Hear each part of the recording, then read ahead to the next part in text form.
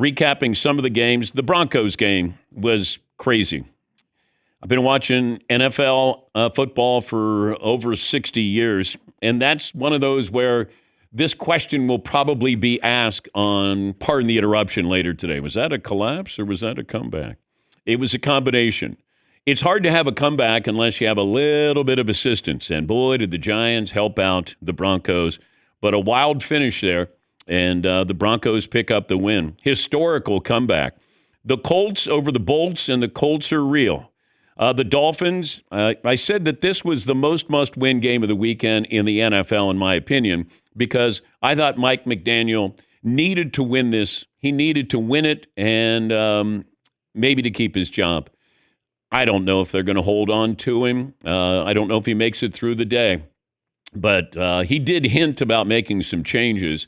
But this is about a team, and Bill Cowher said this post-game. He said they look disinterested. Boy, you don't want to hear that. You don't want to hear that your team quit or they're disinterested. And here's, Hall of Fame coach saying that. And that says a lot about the coach in Miami and about that quarterback. He threw for 100 yards. He had 3 interceptions. I mean, that's inexcusable. Here is the Dolphins head coach, Mike McDaniel. I find it very offensive to all parties involved. If I'm thinking about having the job, I need to be doing my job. And that's fair, but it's also our job to ask about this because we're seeing, coaches being fired, whether it's college or the NFL. You're not making it through half the season anymore. People want results. Owners want results. Fans want results. And you're not even close to being competitive. That's the problem I have. There are certain teams where you go, okay, I can look at the Giants and go, they played well. They played well enough to win that game. There is at least hope there. Now, are there some questionable calls? Yes. But give credit to Denver. I mean, they hung in there. They made plays when they needed to. The Giants' inexperience showed up. Jackson Dart, you can't throw an interception there. Late, you cannot. You must pin them back, worst case scenario. But there were so many moments in that game that you can look back and say, Denver put themselves in that position to be down 26-8. So there is fault in their first 3 quarters with coaching and playing. But in the fourth quarter, you have to have a little bit of help to have a comeback. All right, Seton, what's the poll question today? That Giants tip, by the way, and then the score for the touchdown, that's a crazy play. Oh, yeah, the ricochet. That is a crazy play. The Giants got breaks there, but then even the pass interference that put them down towards the goal line, that wasn't pass interference in my opinion. But there were moments there where it could have gone either way. If Jackson Dart doesn't get in the first try and they have to run the clock a little bit, and then if he scores, Denver doesn't come back to win this game. Also, if your kicker makes 2 extra points, he might not be around this week as well. These are just simple things where, and I'm listening to that game on the radio with Bob Papa, who calls the Giants games. And it was like, they didn't even look at it as a foregone conclusion they're going to make the extra point. They're like, well, he's already missed one. He missed a second one. And then I'm going, uh-oh. Because all you need is 2 first downs and you're in field goal range in today's NFL. But that was wild. Patriots, Bears, Eagles, Chiefs, Cowboys, Packers, Niners, Panthers, all pick up wins there. We'll run down the college football. Had a great weekend in South Bend. That's a big week for Notre Dame because you win and everybody else was losing in the top 25. What other poll questions are you thinking about, Seton? Well, we like to start Mondays with who had the worst weekend. Okay. That's always a lot of fun. All right. Brewers seemed like a fairly obvious one. Yeah, but they weren't in it. They got, I guess, getting embarrassed by getting swept. Yeah, they got swept. And there'll be the Trivial Pursuit answer of which team did Shohei Ohtani have the greatest game in the history of the sport against? That's tough. Your Milwaukee Brewers. I would say the Giants, just because that was devastating. You could see Jackson Dart on the sidelines just crushed. Yeah. Crushed. And it's not like they had room for error with the coaching staff, but you do have your quarterback. Cam Scatterbo is going to run like that until he can't run like that anymore. defense played well, and then they didn't play well. So that one, to me, what are the other candidates for worst loss of the weekend? Well, yeah, we have the Brewers, we have the Giants. We can put the Jets in there, too. I think you're losing 13-6 to the Panthers. That's not a great game. And you're going to bench your quarterback. Egads.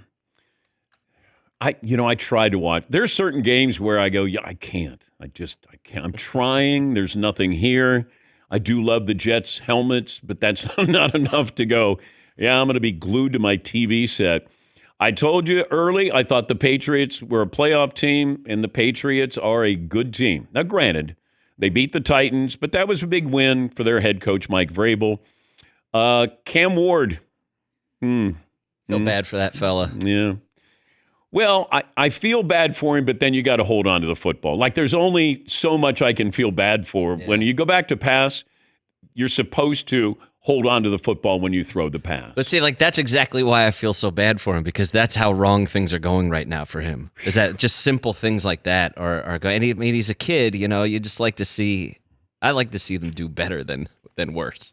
What other teams are we going to throw in that list? Yeah, Paulie. I'd like to throw the Raiders in there. Not a lot of people talking about it. They're 2-5. They lost 31-0. The Chiefs had 30 first downs. The Raiders had 2. Yeah. It was a complete no-show. They were 0 for 7 on third down. And they came in this year with Geno Smith was like, you've upgraded at quarterback. Ashton Genty, sure thing.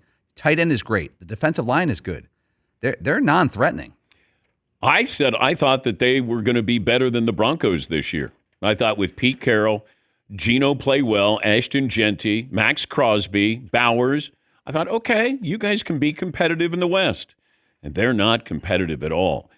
When you get shut out, that's embarrassing. Look, I didn't think they would beat the Chiefs, but be competitive. That's where, as an owner, I would have a problem with the product that's on the field. If we're not competitive, I look right at the head coach. That's on you, and then it starts to trickle down.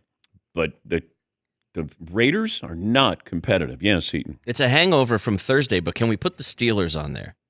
I know it's a Thursday game, and then we had Friday, so it's not technically the weekend.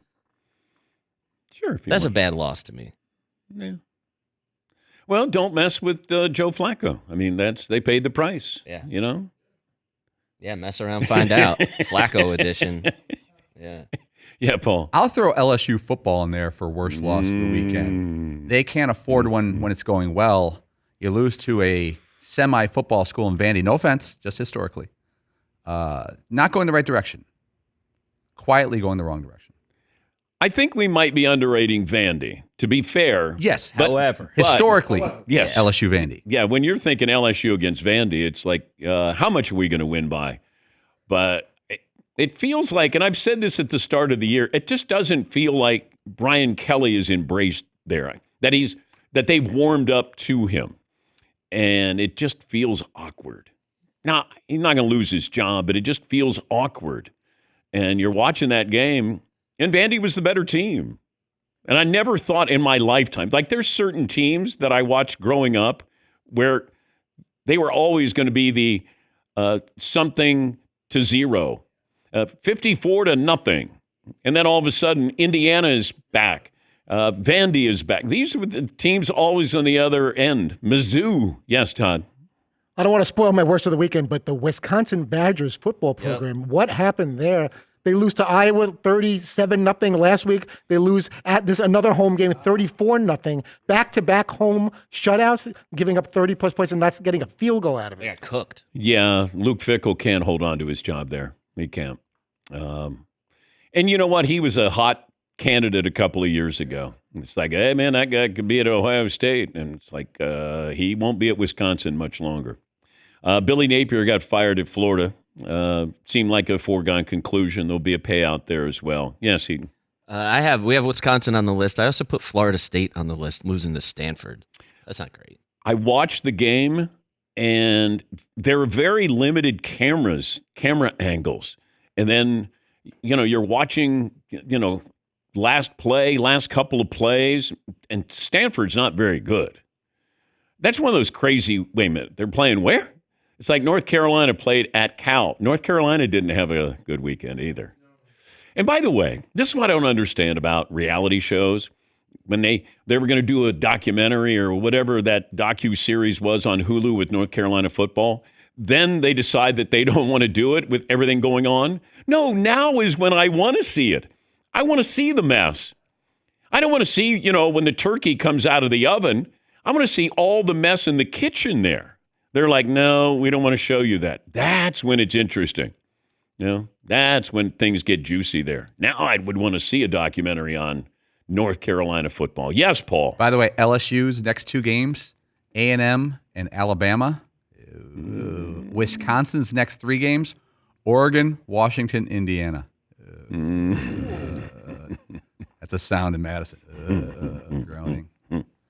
They may not score till December. Thank you, Todd. Yeah, it's been bad. It's bad.